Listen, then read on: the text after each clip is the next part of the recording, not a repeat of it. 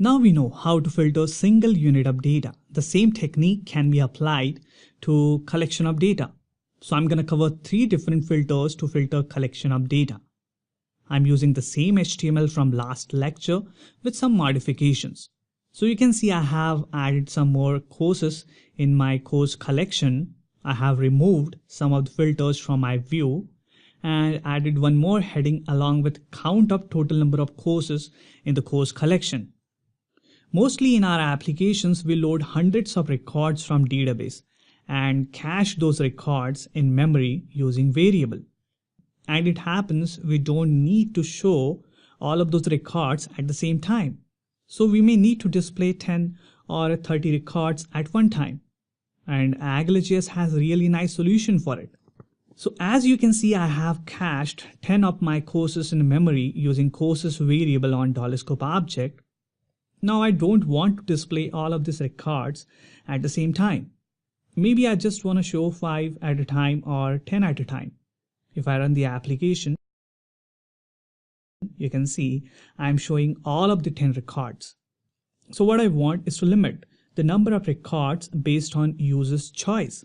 And the answer lies in my statement only. We are going to use limit to filter to limit the records from the collection. So I'm going to add 2 buttons here, one with a label of 5 and other one with the label of 10. By looking at these buttons only, you may have noticed why I have created it, right? So let's first create a new property called limit_val on $scope object and set its initial value to 10. This property we will use to set the limit for our collection. When I'm going to click on this button with label 5, I'm going to change the value of limit_val variable to 5. And clicking on the second button will set limit_val to 10. Now I want to use this limit_val to limit my course collection.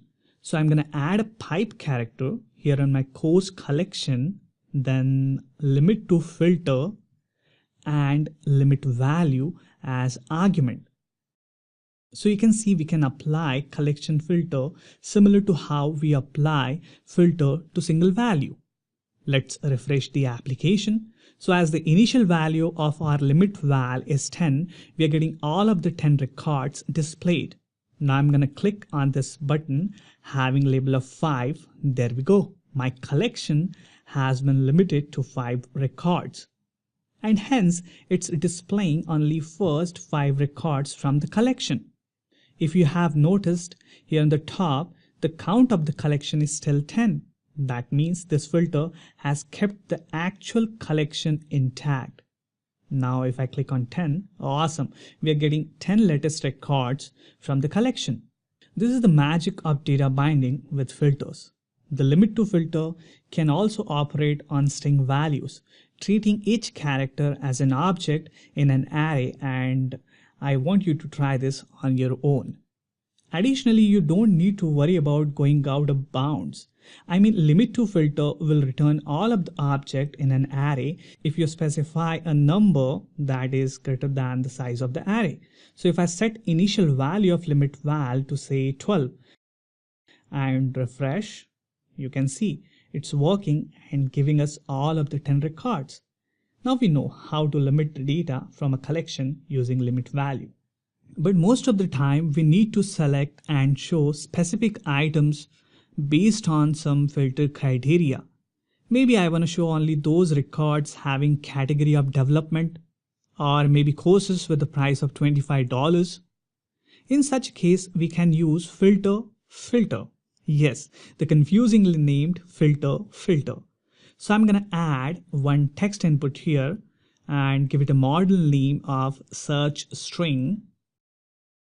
Then I will use my filter on my course collection after the limit to filter. So you can see I can change collections filter as well. Finally, I'm going to pass my search string model value as argument to filter. Now what this is going to do?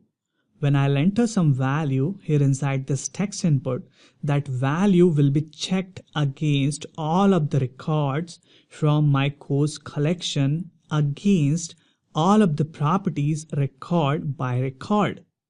And it's gonna return only those records where the search string value will be a match. Let's refresh and see it in action. So I'm gonna enter QUI, and you can see as QUI is getting matched with this first record, it's filtering and returning me only that record. Now let's try with the category column having category as development. Awesome. It's returning me only those records having development word in their category. We are not limited to filter data through all the properties, but we can pass a map object here as a filter argument. So I'm going to add one more text input. The first one will be for course name and second one will be for category. So first input will have model name of name, which I'll use to enter course name as filter value. And second one will have model name of category to filter with course category.